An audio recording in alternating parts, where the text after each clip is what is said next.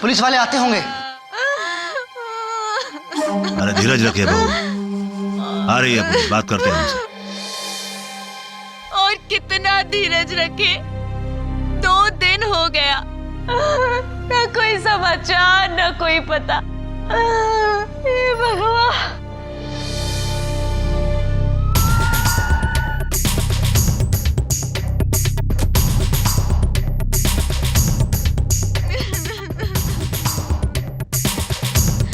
प्रणाम चौधरी साहब। क्या खबर लाए? सर अभी तक कोई सुराग नहीं मिला है, मगर आप धीरज रखिए। 2 दिन पहले अगवा हुआ था बेटा हमारा, कुछ नहीं कर पाए हैं आप अब तक। करते कहाँ हैं आप पुलिस में बैठ के? मुफ्त की खा रहे हैं आप हैं? और हमें कह रहे हैं धीरज रखिए। देखिए, ये देखिए बहू को हमारी, रो रो के क्या हाल कर रखा है इन्होंने। घर को देखिए, हमारे 2 दिन से मातम है, मातम। 12 घंटे की मोहलत दे रहे हैं। इस बीच में हमारा आनंद लौट के आ गया तो ठीक है, नहीं तो कसम से कह रहे हैं सस्पेंड करा देंगे आपको। सर 12 घंटे टाइम नहीं है हमारे पास। अरे धीरज रखिए, आएगा। नमस्कार, सावधान इंडिया यूपी फाइट्स बैक में मैं पूजा गौर आप सबका स्वागत करती हूँ। यूपी के मिर्जापुर में रहने वाले शिवपाल चौधरी का बेटा 2 दिन से लापता था। उसकी पत्नी बदहवास थी। शिवपाल चौधरी का नाम शहर के रसूखदार लोगों में शामिल था, इसलिए उन्होंने अपने बेटे को खोजने के लिए पुलिस पर दबाव डालने में कोई कमी नहीं की। उन्हें पूरा यकीन था कि उसका अपहरण हुआ था, लेकिन पुलिस को भी ये समझ नहीं आ रहा था कि आखिर चौधरी जी के बेटे का अपहरण क्यों हुआ था, क्योंकि अपहरण के बाद ना तो किडनैपर्स का रैंसम के लिए कोई फोन आया और ना ही उनका कोई सुराग मिल रहा था। तो आखिर ये पूरा मामला था क्या? क्या ये वाकई एक किडनैपिंग का मामला था या फिर आनंद चौधरी की गुमशुदगी किसी बड़ी साजिश का नतीजा थी? जितने भी एंटी सोशल एलिमेंट है सबको राउंड अप कीजिए। किसी पर जरा भी शक हो तो अंदर कीजिए, टाइम बहुत कम है।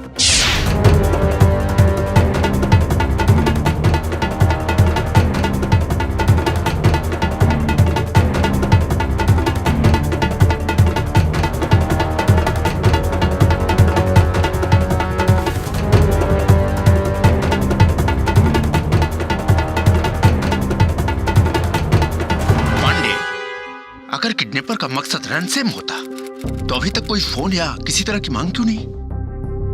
वैसे आनंद का कोई दुश्मन भी नजर नहीं आ रहा। आप बिल्कुल सही सोच रहे हैं सर। उसकी फैक्ट्री में सभी उसकी तारीफ करते हैं, और जहां तक और लोगों का सवाल है तो अभी तक मुझे कोई भी व्यक्ति ऐसा नहीं मिला है जो उसके विषय में ऐसी वैसी बातें करता हो। Very strange. मोटिव क्या है? कोई बाहर का गैंग हो सकता है या कहीं इस किडनैप के पीछे और कोई रीजन तो नहीं? हो सकता है सर। पता करो इस परिवार के बारे में, कहीं कुछ तो मिलना चाहिए। Okay sir.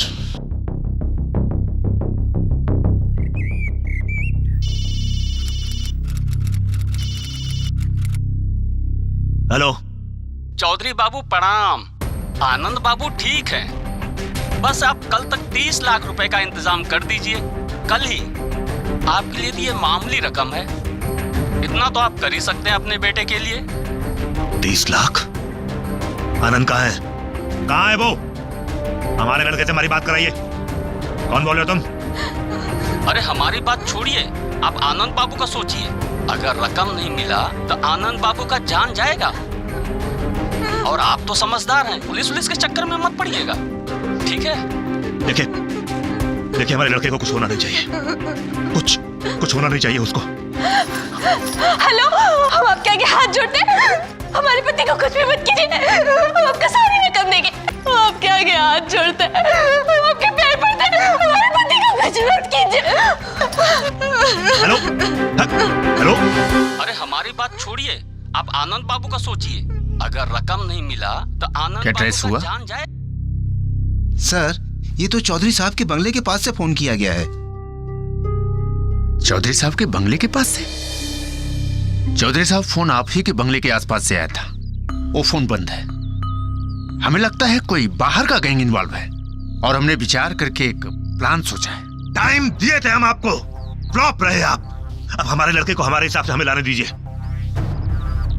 दे रहे हैं पैसा उनको, हम हमारे लड़के को अगर कुछ हो गया ना तो खैर नहीं आपकी, याद रखेगा। या तो हमारा लड़का ढूंढ के लाइए या जो हम कर रहे हैं हमें करने दीजिए। जाइए आप यहां से अभी।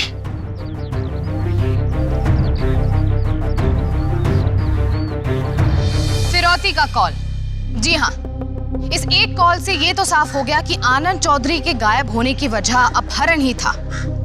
आनंद एक अच्छा इंसान था, किसी से कोई दुश्मनी नहीं और अपने काम से काम रखने वाला, एक सीधा साधा इंसान, सॉफ्ट टारगेट। किडनैपर्स ने शिवपाल चौधरी से अपने बेटे की जान के लिए 30 लाख रुपए फिरौती मांगी। मामला आनंद की जान का था, इसलिए शिवपाल चौधरी कोई भी रिस्क नहीं लेना चाहते थे। पर पुलिस चाहती थी कि वो इस डील के दौरान अपहरणकर्ताओं को धर दबोचे, लेकिन ये इतना आसान नहीं था क्योंकि एक चूक आनंद की जिंदगी हमेशा के लिए खत्म कर सकती थी। और शिवपाल चौधरी किसी भी बाप की तरह इस प्लान में पुलिस का साथ देने के लिए तैयार नहीं थे।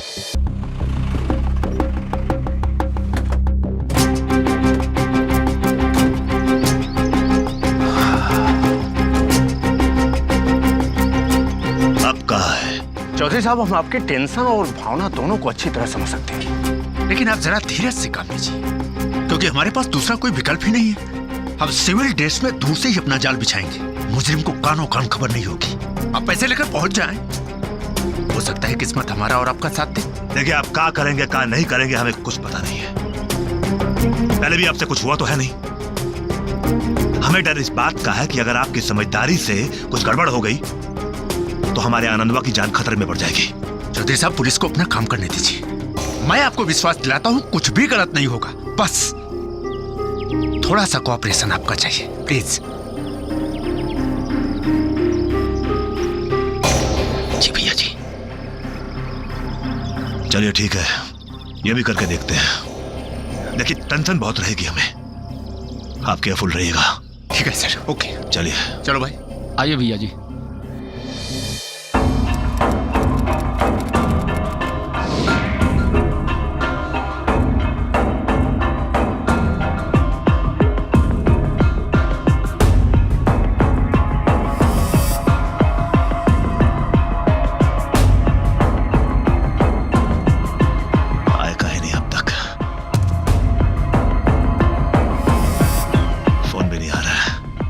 भैया जी, हम लोग पैसा तो लाके रख दिए हैं, अभी तक तो आ जाना चाहिए था ना।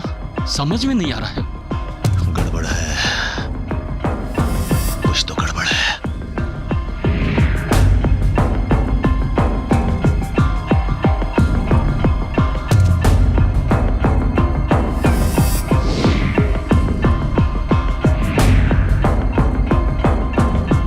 कोई मोमेंट नहीं हो रहा है सर, मुझे भी कोई दिखाई नहीं दे रहा है। लगता है थोड़ा और टाइम लगेगा। विजय, बहुत टाइम हो गया, लगभग 1 घंटा। ऐसा है कि आप लोग अपना मोमेंट बढ़ा दीजिए, हो सकता है किडनैपर थोड़ी डिस्टेंस पे हमारा वेट कर रहा हो। ओके सर, हम पीछे की तरफ फैल जाते हैं। निकलिए इधर से, फास्ट। Okay sir.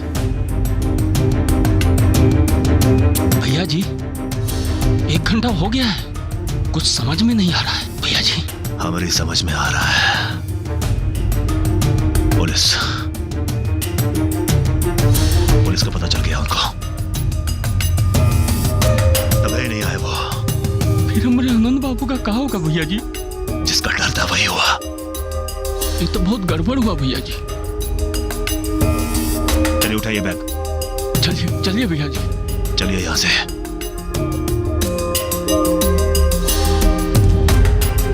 वही तो खबर ही है, आखिर ये खबर लीक कैसे हुई?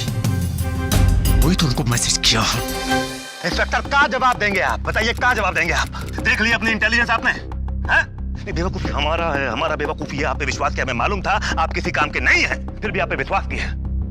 इतना कम नोटिस में इतना पैसा इकट्ठा किया, लेकिन आपकी जिद की वजह से सबकी एक पे पानी फिर गया। नहीं, बताइए, हम घर जाके अपनी बहू को क्या बोलेंगे? क्या बोलेंगे? हमका कुछ नहीं मालूम, हमका हमारा लड़का चाहिए। बताइए कौन रिस्पॉन्सिबिलिटी लेगा? बताइए कौन रिस्पॉन्सिबिलिटी देगा हमारे लड़के की? बताइए आप। साहब शांत हो जाए। कहाँ शांत हो जाए? शांत हो जाए लगा रखिए। कहाँ शांत हो जाए हम? हमें तो खुद समझ में नहीं आ रहा है कि ये बात कैसे लिखूं। जरूर कोई अपना ही खबर किया होगा, हो सकता है कि कोई। इंस्पेक्टर, चुप, बिल्कुल चुप। एक तो मिस्टेक किए हो, ऊपर से गलत सोच रहे हैं आप।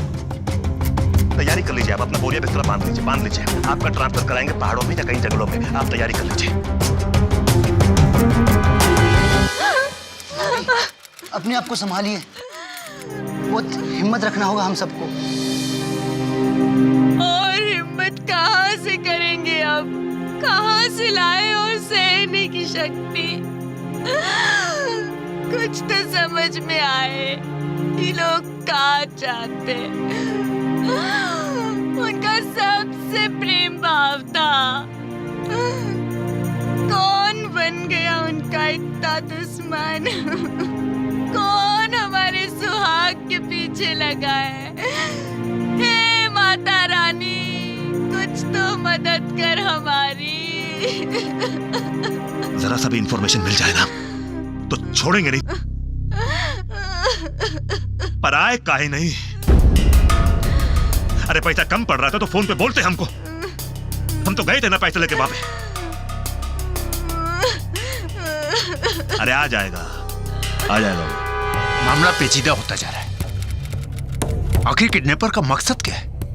हो सकता है सर, हम लोगों को देखने के बाद उन लोगों का प्लान चेंज हो गया हो और किडनैपर कुछ और सोच रहा हो। और कांटेक्ट तो किया होता।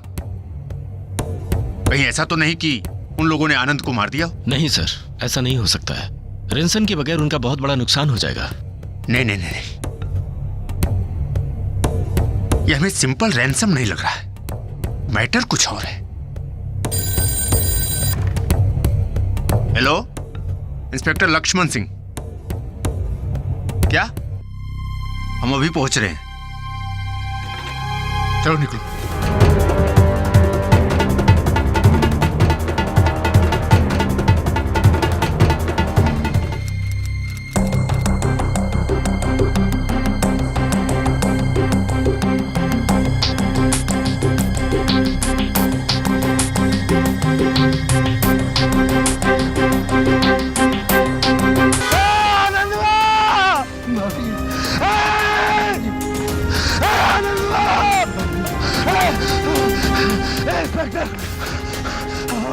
हमारा बिठवा दो, हम क्या नहीं बता, हमारा बिठवा दो, हमारा बच्चा दो, हम खराब बस। बॉडी को पोस्टमार्टम के लिए भेज दो। Okay sir.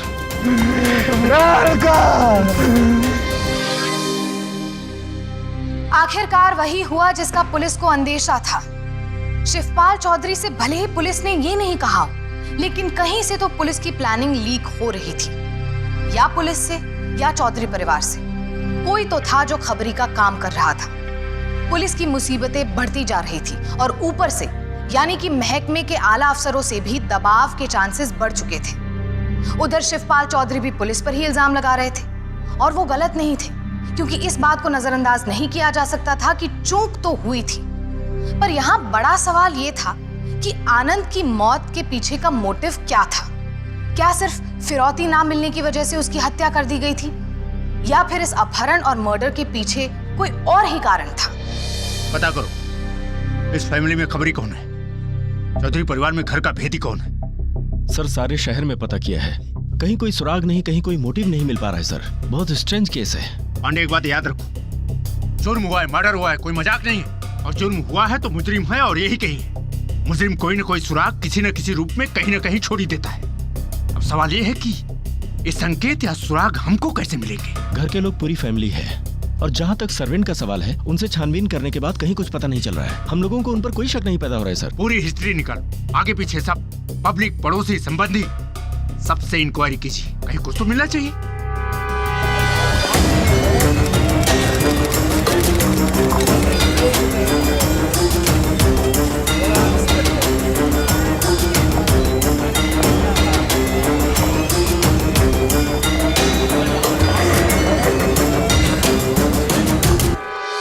कितने सालों से फैक्ट्री में काम करते हो, तुमको कुछ पता नहीं है? एक लौंडा था बीच में कुछ टाइम के लिए, क्या करता था मुझे नहीं पता। हाँ, लेकिन एक बात था सर, देखने में नौकर जैसा नहीं लगता था, लेकिन कपड़ा ठीक ठाक लगाता था। अभी कहाँ है वो? क्या नाम है उसका? उसका नाम रा से कुछ था, लेकिन काफी दिनों से मैंने उसे देखा नहीं। फिर कभी दिखाई देगा तो मैं आपको जरूर से इन्फॉर्मेशन दूंगा। भूलना मत, ठीक है? ठीक है साहब। नमस्कार इंस्पेक्टर साहब, बताइए हम आपकी क्या सेवा कर सकते हैं? भाई, आप तो चौधरी साहब के पड़ोसी हैं, कुछ बताइए क्या हो रहा है? कोई अजनबी जान पहचान वाला आता है इधर जिससे हमें पता ना हो?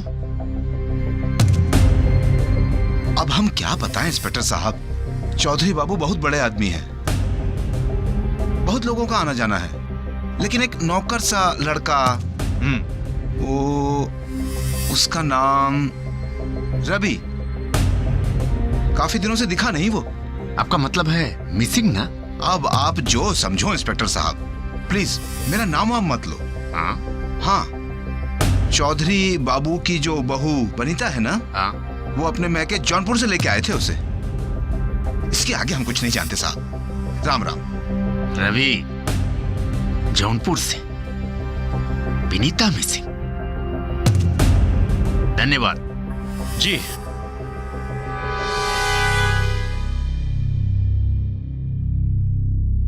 सर, ये खबरी है, कोई खबर लाया है। बोल। साहब नमस्कार। सर ये रवि है, इसका पूरा नाम रवि राज रंजन, जौनपुर से खबर मिला है। सर बात यह है कि रवि और विनीता शहर में घूमते हुए इनको लोगों ने कई बार देखा है।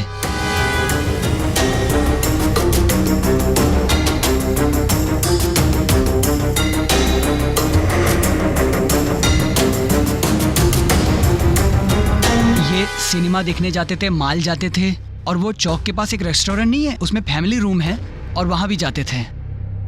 सब छोटा जगह है तो पता तो चली जाता है ना, पब्लिक बोलती नहीं है। क्यों खामाखा कोई चौधरी साहब से दुश्मनी मोल ले, पर पब्लिकों के बीच में बात तो होती रहती है ना। कहानी अब जाकर ओपन हुई है।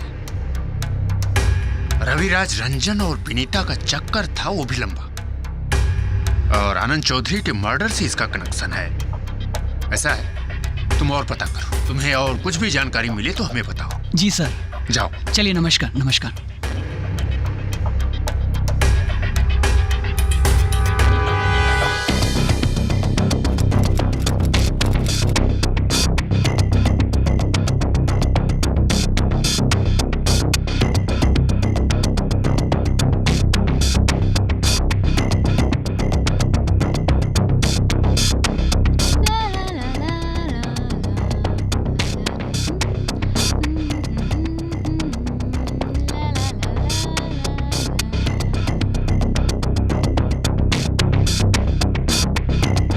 बाहर जाकर आ रहे हैं, घर पर कोई भी नहीं है, आप ध्यान दीजिएगा।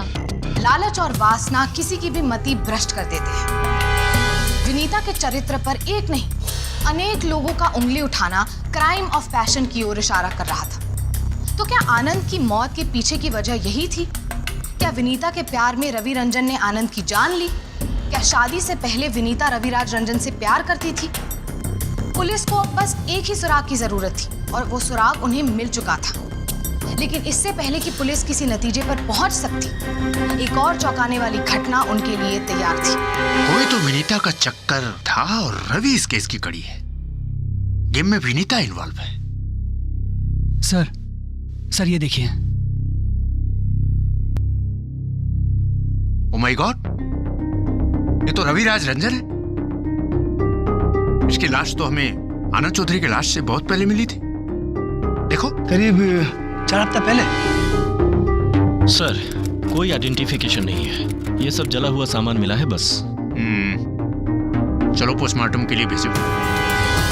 और मारने का तरीका भी लगभग सेम है। उस समय तो हमने इसे लावारिस समझा था, लेकिन अब समझ में आ रहा है कि इसी तरह से मिली थी लाश।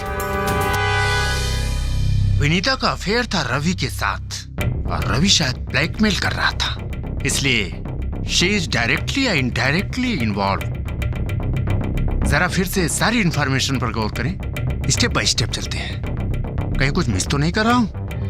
सर, पहला, चौधरी साहब के पड़ोसियों से पता चला कि विनीता रवि के साथ घूमती थी। अरे रवि, थोड़ा धीरे चलाओ ना, मुझे स्पीड से डर लगता है। ये फास्ट ट्रैक में लाइफ होनी चाहिए, तभी तो जीने का मजा है। तुम बिना कभी नहीं सुधरोगे।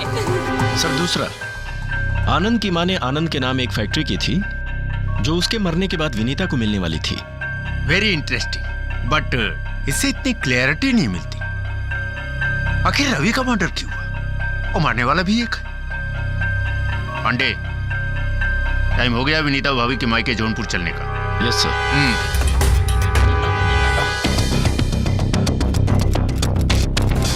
इसे जानते हो?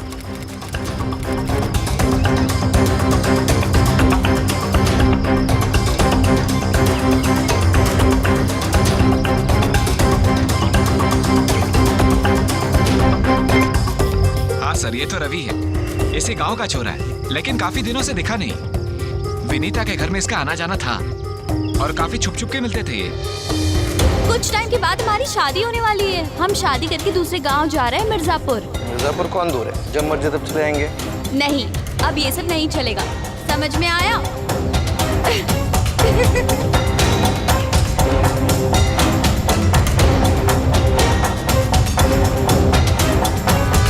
बाद में विनीता की शादी हो गई और किस्सा खत्म। किस्सा खत्म नहीं हुआ, उल्टा शुरू हुआ। मैं कुछ समझा नहीं सर। तुम नहीं समझोगे, अपना काम करो। चलो जाओ। पांडे, विनीता मैडम को कई सवालों के जवाब देने पड़ेंगे। जी सर।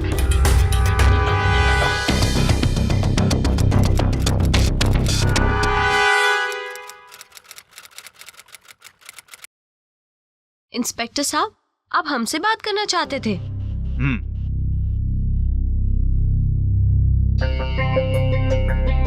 इंस्पेक्टर साहब, क्या बात करना चाहते हैं आप उनसे? विनीता जी, थोड़ी लीड मतलब कुछ सुराग मिले। हम समझे कि आपसे बात करके कुछ और जानकारी मिल सकती है। हमें कुछ नहीं पता इंस्पेक्टर। लेकिन आपसे कुछ सवाल पूछने हैं। वो रवि रविराज रंजन। कौन रविराज रंजन? अरे वो आपके लिए काम करता था। अच्छा, वो रवि। हाँ रवि, अब काफी दिन हो गए ना, इसलिए हमें याद नहीं है। 2 महीने से नौकरी पर नहीं आया है। सुना है आप उसे अच्छी तरह से जानती थी और आपके मायके के गांव जौनपुर से था वो। हाँ, ये सच है कि वो जौनपुर से ही है। हम ही ने उसे नौकरी पर रख दिया। गरीब आदमी था, नौकरी दे दी। कोई जुर्म कर दिया क्या? नहीं, ये जुर्म नहीं है, लेकिन जुर्म हुआ है क्योंकि आनंद के कत्ल से पहले उसकी डेड बॉडी मिली थी और मारने का तरीका बिल्कुल आपके पति की तरह। पहले गोली मारी, फिर जलाया, हाथ बंधे हुए, सेम पैटर्न। ये आप क्या कह रहे हैं इंस्पेक्टर? मैंने सुना है कि आपकी रवि से काफी गहरी पहचान थी। ये सब आप कहना क्या चाहते हैं इंस्पेक्टर? आप यहाँ इन्वेस्टिगेशन करने आए हैं या बकवास बात करने आए हैं? अपनी ड्यूटी कीजिए, फालतू बात नहीं।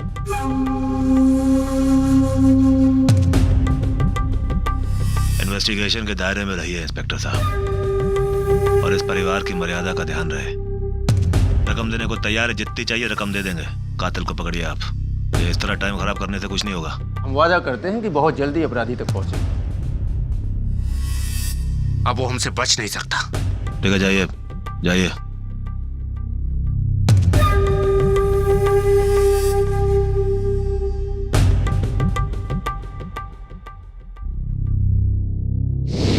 ये 100% अंदर के आदमी का काम है और मोटिव पैसा नहीं, कुछ और है। अवैध संबंध, लालच, ब्लैकमेल या फिर तीनों मिलकर चौधरी का बेटा मारा गया। ये आनंद पैसा देने के लिए तैयार था। सो ही इज आउट। सर्वेंट काफी दिनों से काम कर रहा था, कोई नेगेटिव रिपोर्ट नहीं, कोई वाइफ नहीं। He is out. Ravi involve था बट मर्डर्ड। आनंद मर्डर्ड। कातिल एक है और दोनों का मोटिव और कनेक्शन एक है, और कनेक्शन है Vanita. Vanita is common head in them. Chaudhary is younger son Balram. Balram को तो हम लाइन में रखते नहीं है। एक एंगल ये भी हो सकता है कि विनीता के साथ इसका चक्कर था, भाई कबाब में हड्डी था। We can explore this. Ravi Raj Ranjan double game कर रहा था। ये औरत खतरनाक है, इसने दोनों को मारने की सुपारी थी। हवलदार, पता करो कि ये बलराम क्या करता है। शक ही किसी भी तफ्तीश की पहली सीढ़ी है। सुरागों को जुटाने का काम शक की बिना पर ही आगे बढ़ता है। विनीता की छवि पुलिस के शक के दायरे में आ चुकी थी। वैसे भी विनीता के हाव भाव कहीं से भी इस बात की ओर इशारा नहीं कर रहे थे कि उसे अपने पति की मौत का रत्ती भर भी गम है। अब यहाँ बड़ा सवाल ये था कि क्या विनीता और उसके देवर बलराम के बीच सामाजिक रिश्ते के अलावा और कोई निजी रिश्ता भी था? क्या विनीता और बलराम छुप छुप कर मिलते थे?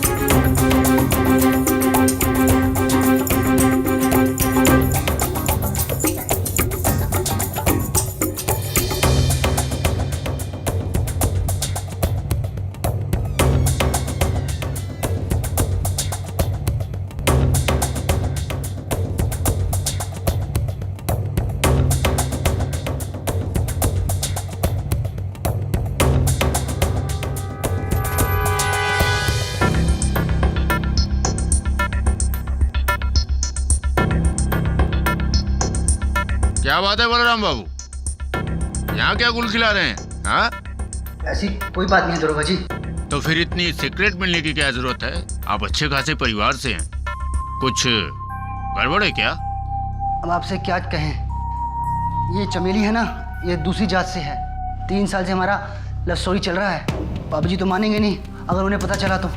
ठीक है बाबू, लेकिन जरा सावधान रहें। वैसे भी आजकल किसी पर भरोसा नहीं, और फिर आपके फैमिली पर तो ऑलरेडी ऐसे ही टेंशन चल रहा है। ठीक है, चलो भाई।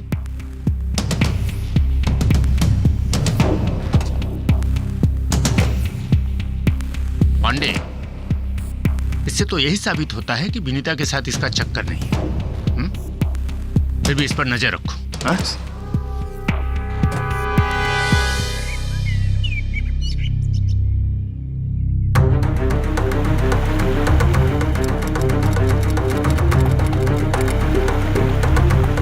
पांडे, कुछ मिला बॉडी?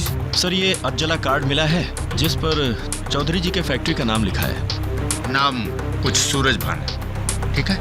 सर रवि रंजन और आनंद चौधरी के मर्डर का सेम पैटर्न है। पहले गोली मारी गई है, फिर उसकी बॉडी को जलाया गया है।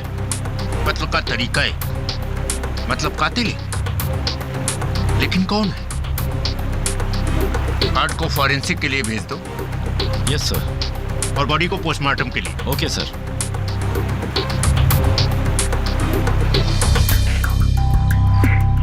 भाभी,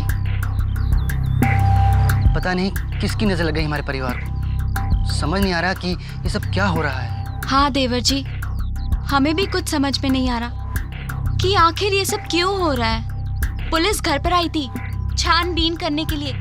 आनंद की फैक्ट्री में एक कर्मचारी की मौत उसी तरह हुई है जैसे आनंद की और रवि की। पर कौन हो सकता है इस परिवार का दुश्मन? आनंद भैया तो सबका हेल्प करते थे, और इस फैमिली ने सब गरीब लोगों का हेल्प किया है।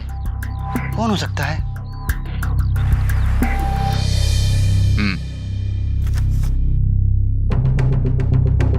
तीनों कत्ल चौधरी परिवार या उनसे जुड़े हुए लोग हैं, और विनीता तीनों को जानती थी। मुझे पूरा यकीन है कि कातिल एक है।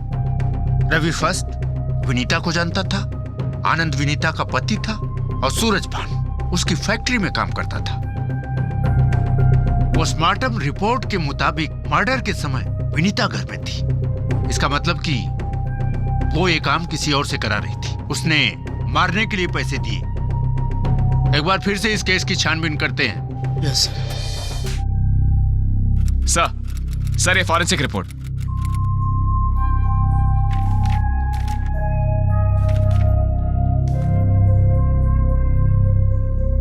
हमने तो इस बात पर गौर किया ही नहीं। फॉरेंसिक रिपोर्ट के मुताबिक तीनों कत्ल एक ही तरह की गोली से हुई है, यानी एक ही बंदूक से, जो कि बहुत पुरानी है और इस मिर्जापुर में बहुत कम मिलती है। पता करो कि मिर्जापुर में ऐसी गन किसके पास है और किस शॉप में मिलती है। अपने सारे आदमी लगा दो। हा? Okay sir. अब जाके सॉलिड सुराग मिला है।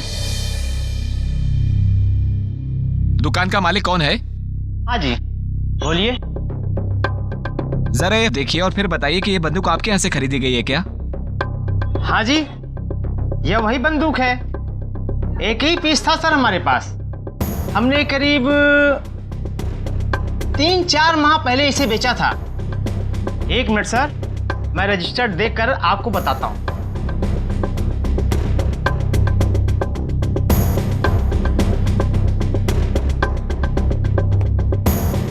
ये रहा सर लेने वाले का नाम व पता।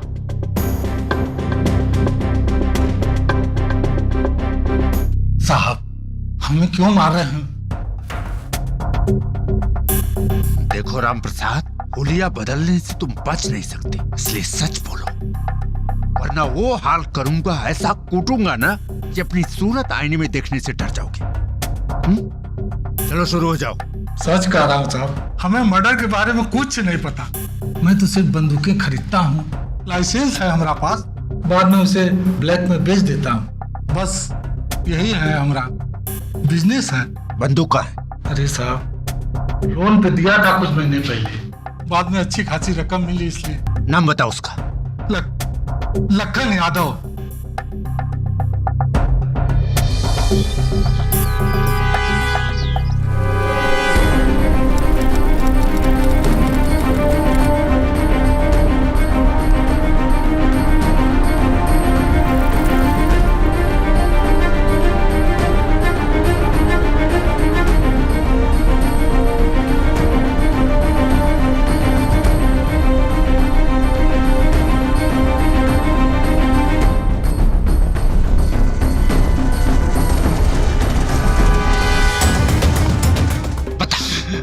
बताता हूँ साहब, बताता हूँ। पता ना? बताता हूँ। वो राम प्रसाद है ना सर, वो बंदूक बेचता भी है, भाड़े पे भी देता है। हम उसे बंदूक लिए थे, वो तालाब है ना वहां पे आके उसने हमें दिया, हम पैसे दिए।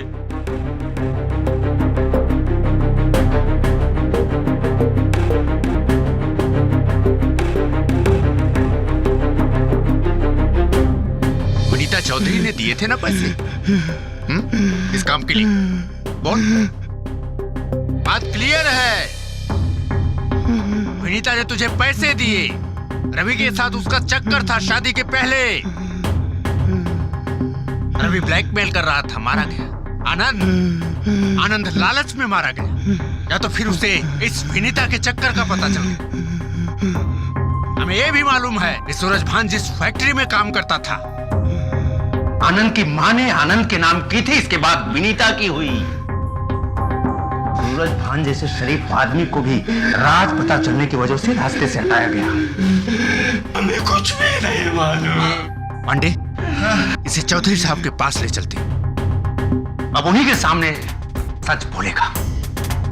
अब उनकी बंदूक कोश कर सर। पांडे, इसका हाथ खोलो। जी। ले चलो इसे। चल चौधरी साहब के पास चल। चौधरी साहब के पास लेके हमें बस चलो साहब, हाथ जोड़ता हूँ, हाथ जोड़ता हूँ। साहब क्या है ना, वो जो है ना,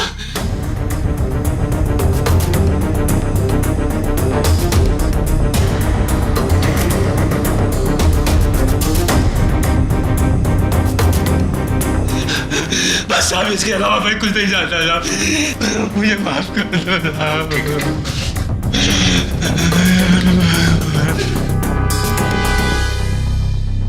चौधरी साहब, हम इंस्पेक्टर लक्ष्मण सिंह बोल रहे हैं। आपके बेटे का कातिल मिल गया सर। बस थोड़ा सा समय हमें और चाहिए। हम आपको यकीन दिलाते हैं कि उसे फांसी के तख्ते तक जरूर पहुंचाएंगे। एक बार अगर किसी का चरित्र समझ आ जाए तो उसके सोचने का तौर तरीका भी समझ आ जाता है। पुलिस के लिए विनीता अब कोई पहेली नहीं थी। अब उन्हें बस इतना करना था कि कातिल लखन को उस शख्स के सामने जाकर खड़ा करना था जिसने उसे इस काम का जिम्मा सौंपा था। आखिर कौन था वो शख्स जिसने लखन की मदद से ये तीनों कत्ल करवाए?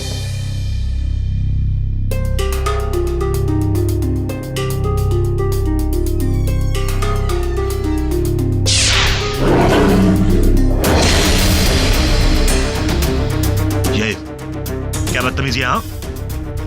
बिना पूछे अंदर कैसे आए तुम? चौधरी साहब, खेल खत्म, चलो। आप इतना नीचे गिर सकते हैं, इसकी हमें उम्मीद नहीं थी। अपने बहू के साथ चक्कर चलाया, अपने बेटे को मरवा दिया। आपको तो नरक में भी जगह नहीं मिलने वाली है। वो आपका पपलू है ना लखन यादव, सब सच बोल दिया है। वो किडनैपिंग का डिमांड हम लोगों को गुमराह करने के लिए किया था ना। चलिए शुरू हो जाइए। वरना हमें सच उगलवाना अच्छी तरह से आता है। हमारा अपना लड़का ही हमारी सबसे बड़ी परेशानी बना हुआ था। आए दिन बिजनेस को लेकर झगड़े होते थे हमारे। ईमानदारी, आदर्शों का भूत सवार था उस पर। बहुत समझाया हम उसे, बहुत समझाया, मगर हमारी कोई बात नहीं सुनता था। रोज झगड़ा होता था। भाऊजी, हम सभी वर्करों को नहीं निकाल सकते। हमें फैक्ट्री बेचना नहीं है, यहाँ पे माल नहीं बनेगा। अरे समझते काहे नहीं आप? बहुत फायदा है इसमें। 3 महीने का सैलरी दीजिए, निकालिए सबको। भाऊजी, हम लालच में आके ऐसा कोई काम नहीं करेंगे। माँ जी की वसीयत को हम बेच नहीं सकते भाऊजी। कैसे समझाएं तुमको? समझाइए इन्हें। समझ नहीं आती कि भरा क्या है तुम्हारे यहाँ, भूसा है क्या? जाइए यहाँ से अभी। सभी वर्कर रोड पे आ जाएंगे भाऊजी। अरे जाइए, आपने बोला जाइए यहाँ से अभी। एक और प्रॉब्लम थी आनंद में। वो उसके ब्याह के बाद पता चला ये खुश नहीं थी उससे। इलाज चल रहा था डॉक्टर से, पूरा मर्द नहीं था वो। हमने इन्हें खुश रखा। क्या गलत किया? अपने परिवार की इज्जत मर्यादा बचाए हम, और ये भी अब पूरे अरेंजमेंट से खुश थी। बहुत प्रॉपर्टी भी इसके नाम पे की है हम। रविराज रंजन को क्यों मरवाया? रविराज रंजन शुरू से ही पसंद नहीं था हमें वो। उसका खुला मिलना इसके साथ, वार्निंग दिए थे हम दोनों को।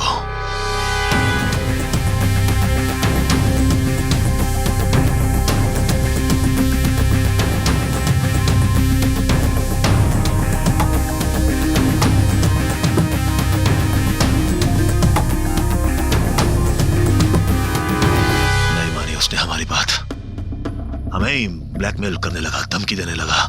समझाया हम उसे, नहीं माना, मरवा दिया। और सूरज भान, वो तो आपके फैक्ट्री में काम करता था, शरीफ आदमी था, उसे क्यों मरवा दिया? वो देख लिए थे विनीता और हमें साथ में। क्या कर रहे हैं आप यहाँ पे? हाँ सुनो, हमारे रिश्ते के बारे में पता चल गया था उन्हें। समझाया हमने उन्हें कि आप चुप रहिएगा, अब किसी से ये बात मत कहिएगा, मगर नहीं माने वो भी। लाखन कई सालों से हमारे साथ था, वफादार है हमारा, शूटर है बढ़िया, उसे दिया ये काम करने को। अब तैयार हो जाइए फांसी के लिए। नहीं इंस्पेक्टर साहब, हमारी इसमें कोई गलती नहीं है। ये इंसान बहुत बेकार इंसान है। हमें बिल्कुल भी नहीं पता था कि आनंद का खून इन्होंने किया है। ये सारे कत्ल का जिम्मेवार ये है। इन्होंने ही हम पर जाल डाला। हमसे गलती जरूर हुई है, हमें माफ कर दीजिए इंस्पेक्टर साहब, हमें माफ कर दीजिए। विनीता जी, आप सारे गुनाहों में बराबर की भागीदार रही है और इसका फैसला आप अदालत में होगा। ले जाओ इन्हें। शिवपाल चौधरी को अपने बेटे आनंद, रविराज रंजन और सूरज भान की क्रूर हत्या कराने के जुर्म में आईपीसी की धारा 302 और 120, पुलिस को गुमराह करने के जुर्म में धारा 177 और अपनी बहू के साथ अवैध संबंधों के जुर्म में धारा 497 के तहत उम्र कैद की सजा सुनाई गई। वहीं विनीता को जुर्म छुपाने और चौधरी के साथ जुर्म में भागीदार होने का दोषी पाते हुए धारा 202, 415 और अवैध संबंधों के जुर्म में धारा 497 के तहत 5 साल की सजा सुनाई गई। साथ ही साथ इन सभी हत्याओं को अंजाम देने वाले लखन यादव को आईपीसी की धारा 302 और 202 के तहत उम्र कैद की सजा सुनाई गई। इससे ज्यादा चौंकाने वाली बात और क्या हो सकती है कि आनंद का कत्ल करवाने वाला शख्स कोई और नहीं बल्कि उसका अपना पिता था। और वजह जब उस बेटे की पत्नी यानी कि बहू हो तो इस अपराध की जघन्यता को बयां करना बेहद मुश्किल है। जब अपने ही घर में अपने ही रिश्तों से सावधान रहना पड़े तो एक इंसान किस पर भरोसा कर सकेगा? क्या एक बेटे को अपने पिता पर हर पर नजर रखनी चाहिए? क्या अपने ही घर में एक पति को अपनी पत्नी पर हर पल निगाह गड़ाए रखना चाहिए? बिल्कुल नहीं। एक बात जो इस घिनौनी वारदात से समझी जा सकती है वो ये है कि बहकी हुई भावनाओं से सावधान रहना जरूरी है, वरना एक बहका हुआ कदम रिश्तों की मर्यादा और अपनी और अपनों की जिंदगी पर भी भारी पड़ जाता है। फिर होगी आपसे मुलाकात जुर्म से जंग की ऐसी ही सच्ची घटना के साथ। तब तक सावधान इंडिया, यूपी फाइट्स बैक। जुर्म से जंग जारी है, अब यूपी की बारी है। तो सावधान